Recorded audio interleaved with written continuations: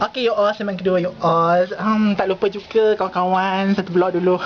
Biar ingat Aris, Amoy, Makona. Siapa lagi? Rahim. So, inilah Ham you all. Okay, dan juga Jamil. Apa lagi geng kita itulah. Dah blur dah, tak ingat dah. Okay, you all, untuk hari ni you all ya penuh ada ni polis-polis mengiringkan raja, mesyuarat raja. So penuh lah you all abang untuk Interpol. You tengok sendiri ya you all ni you all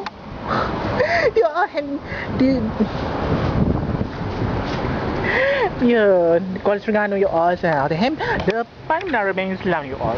Kuala Terengganu.